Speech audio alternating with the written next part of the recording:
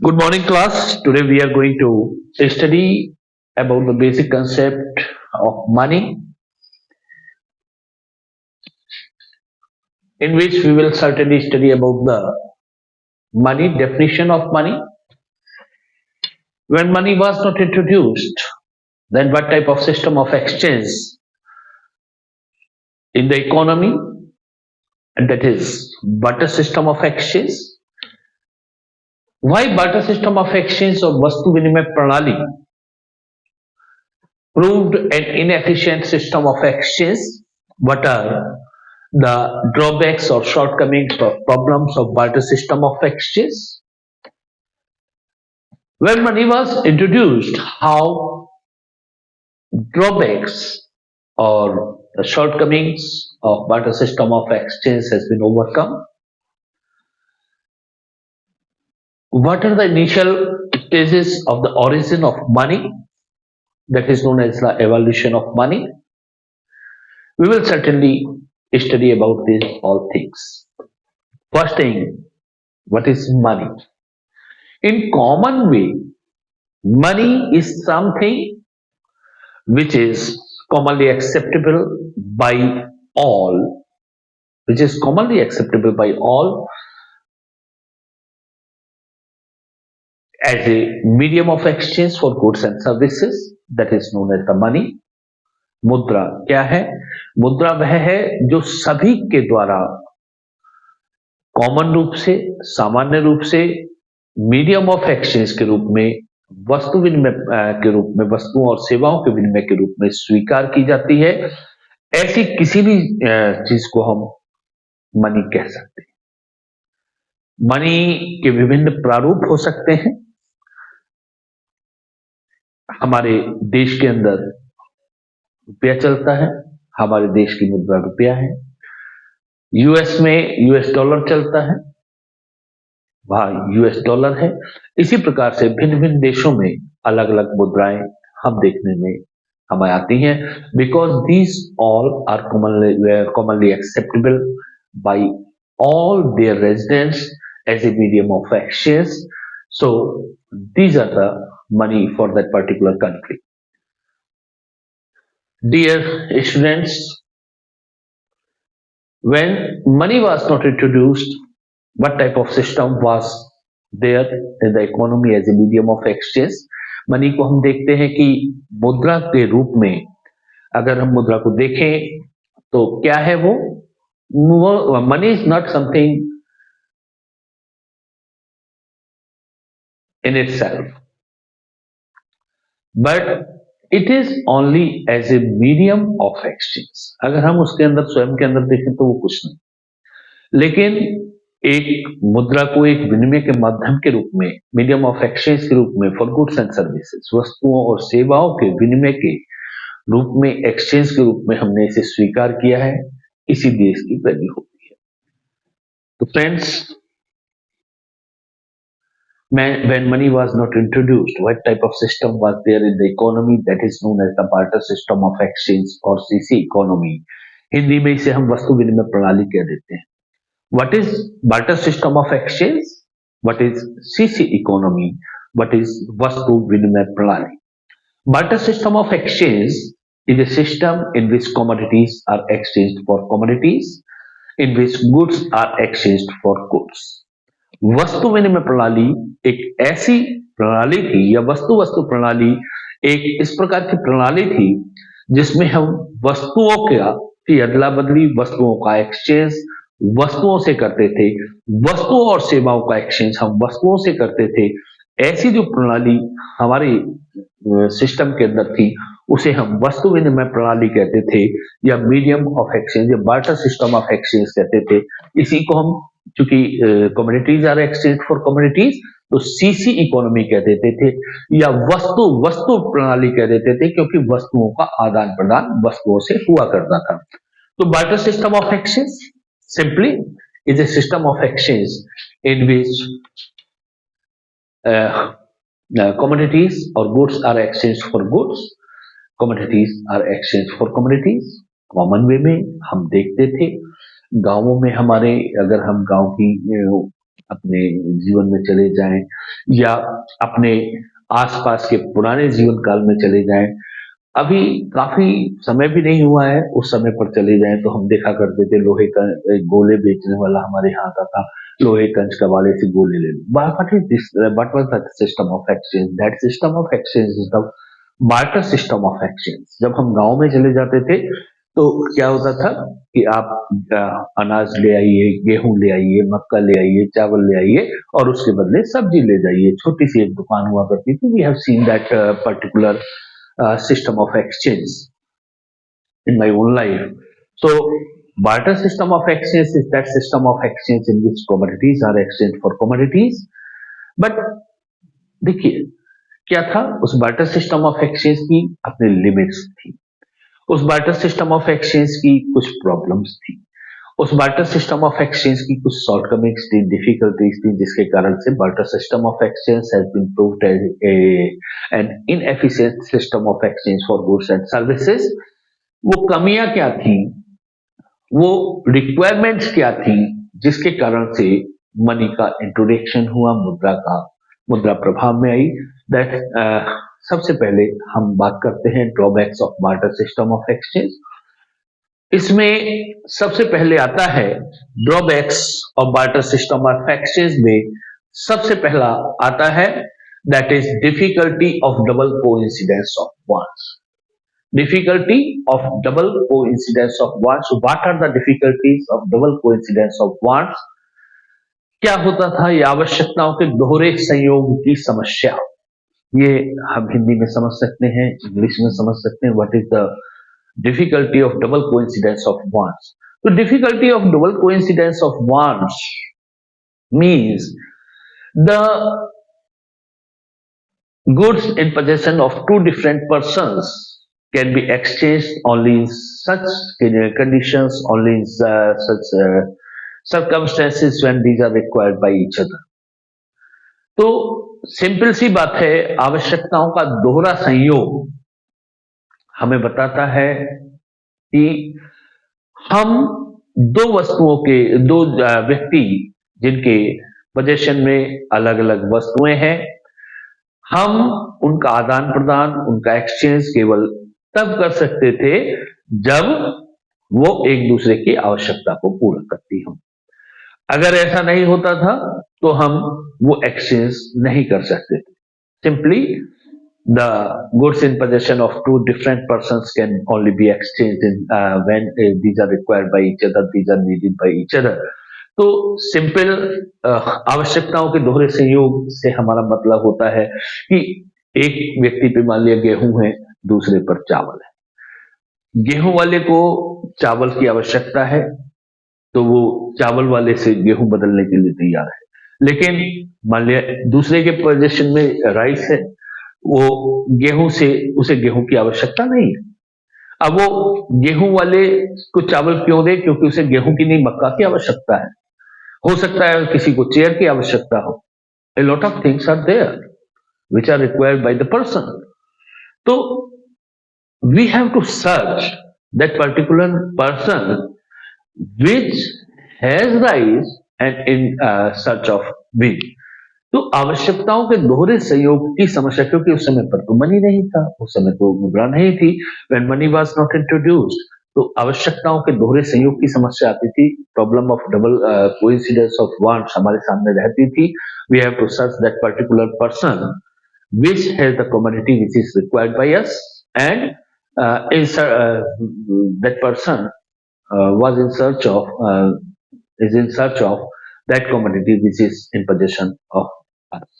तो ये जो आवश्यकताओं के दोहरे संयोग की समस्या थी, ये एक्सचेंज को बहुत टिपिकल बना देती थी, मुश्किल बना देती थी और हमें लिमिटेड मार्केट ये प्रदान करती थी। हमारी वस्तुओं की, हमारी उसकी कीमत का निर्धारण सही से नहीं हो पाता था।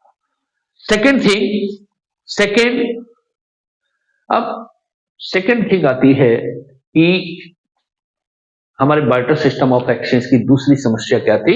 That is lack of common unit of value. देखिए, आज हम देखते हैं कि अपनी जो हमारी वस्तु है उसकी कॉमन यूनिट मार्केट में पाई जाती है. Now we can measure the value of our commodity or each commodity in terms of money easily. But think, when money was not introduced, if we want to value, यदि हमें मूल्यांकन करना है अपनी वस्तु का, तो हम किसके रूप में करें? When wheat is exchanged in terms of rice, then it is valued in terms of rice. When wheat is exchanged in terms of cars, then it is valued in terms of cars. When wheat is exchanged for maize, then it will be valued in terms of maize. When wheat is exchanged for cattle, then it will be measured in terms of cattle. When wheat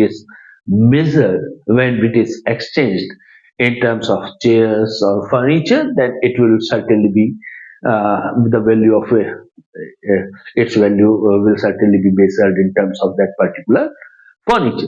So there was no common unit of value of goods and services in barter system of exchange. So it is proved an inefficient system of exchange, and money has to be introduced. Money is introduced as a common unit of value. So third problem of barter system of exchange, that is difficulty of future payments or contractual payments. देखिए, some payments we have to pay in near future. We have to made in near future. कई बार होता है कि हम कुछ payments को निकट भविष्य में पे करते हैं.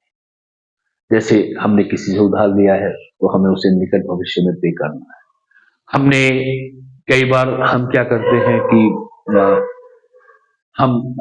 आज हम पर मंथ के हिसाब से किसी एम्प्लॉय को रखते हैं, 1 महीने के बाद हमें उसे पे करना है. तो इस प्रकार के पेमेंट्स को हम फ्यूचर पेमेंट्स या कॉन्ट्रेक्चुअल पेमेंट्स कहते हैं, डेफिनेट पेमेंट्स कहते हैं. Deferred payments are those payments which we have to make sometimes in near future. These are also known as the future payments or contractual payments. So, under barter system of exchange, there was no perfect system for such type of payments. These are known as the deferred payments, contractual payments or future payments. तो ये जो एक समस्या थी कि हम किस प्रकार से किस मोड में पेमेंट करें, और इसी के साथ में एक समस्या इसके साथ जुड़ जाती थी कि during the period of inflation और डिफ्लेशन, मुद्रा स्फीति और मुद्रा अपस्फीति के समय पर हम जो पेमेंट करते थे, जो रिटर्न करते थे, उसमें किस प्रकार की प्रॉब्लम्स आती थी, इस पर कभी ध्यान नहीं था. सपोज आज हमने किसी से 1 कटोरा गेहूं लिया, बहुत छोटी सी क्वांटिटी मैं आपको एग्जांपल के लिए बता रहा हूं, और कल को हमने उसे वापस कर दिया. महीने भर बाद हमने उसे वही 1 कटोरा वापस कर दिया.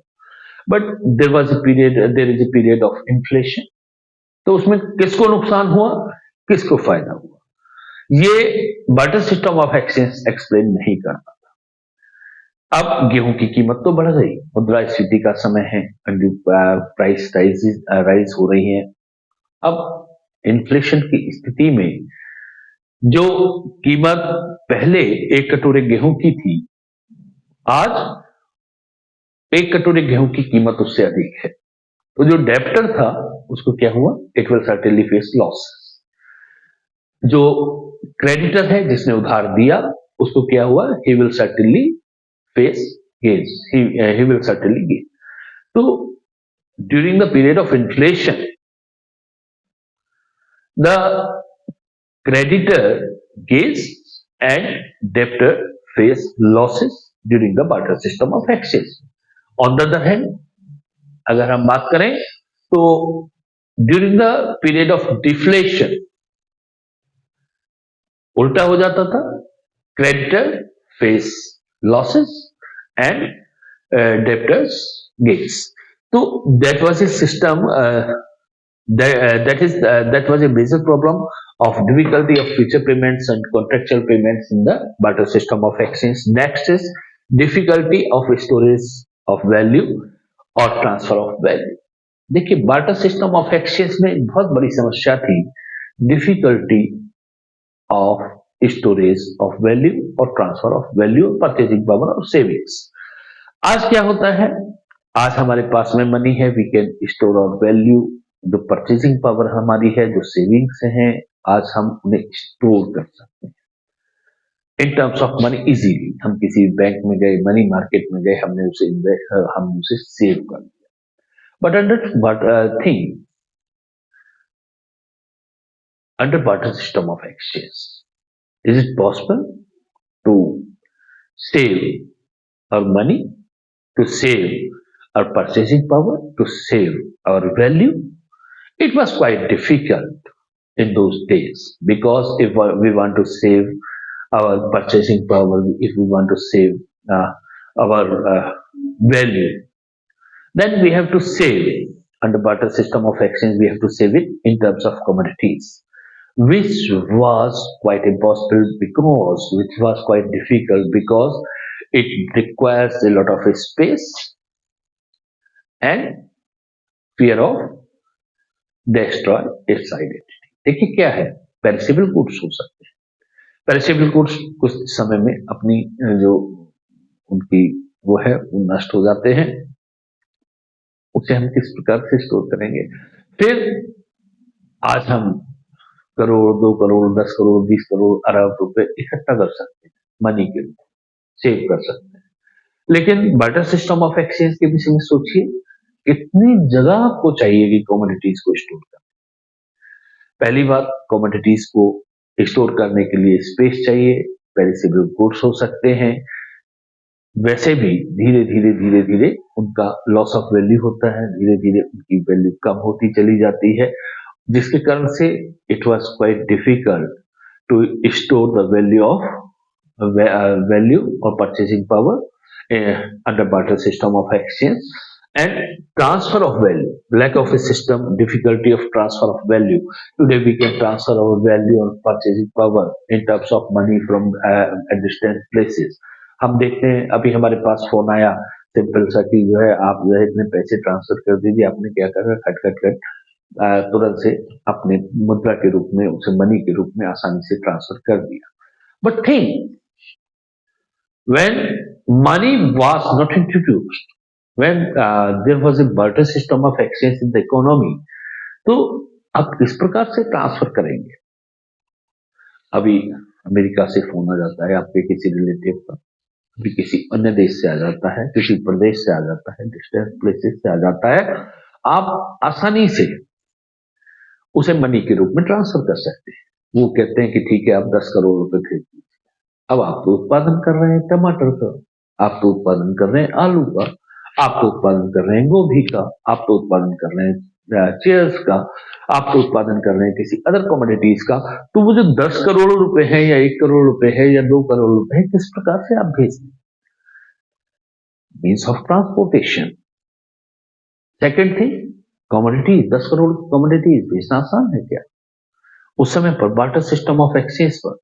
तो that these are the difficulties of barter system of exchange, due to which barter system of exchange proved an inefficient system of exchange। तो मनी की रिक्वायरमेंट हमें क्यों हुई, due to the shortcomings of barter system of exchange and multiplicity of human bonds. देखिए क्या था, पहले क्या था, हमारी लिमिटेड रिक्वायरमेंट्स होती थी, रोटी कपड़ा मकान, हमने कुछ काम कर दिया उसके बदले में ये सब चीज हमें मिल गई, थोड़ा सा ट्रांसपोर्टेशन हो गया, तो यहाँ तक हमारी सीमाएं थी, यहाँ तक हमारी रिक्वायरमेंट्स हुआ करती थी। लेकिन धीरे धीरे धीरे धीरे जैसे जैसे आधुनिक युग की तरफ हम बढ़े हैं, मल्टीप्लिसिटी ऑफ ह्यूमन वांट्स, जो हमारी ह्यूमन वांट्स हैं, जो हमारी आवश्यकताएं हैं, जो हमारी इच्छाएं हैं, वो बढ़ती चली गई, हमारी आवश्यकताएं बढ़ती चली गई, मार्केट का डेवलपमेंट होने लगा। So multiplicity, due to the multiplicity of human wants and diversification of human wants, and due to the drawbacks or shortcomings of barter system of exchange, barter system of exchange proved itself as an inefficient system of exchange, and money was introduced as a medium of exchange. Money was introduced as a medium of exchange. तो medium of exchange के रूप में हमने money का introduction देखा।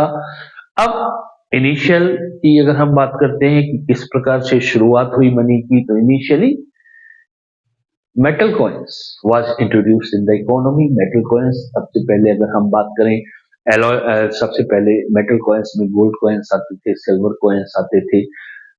Initially metal coins in terms of gold and silver coins come into existence, bronze coins, brass coins come into existence.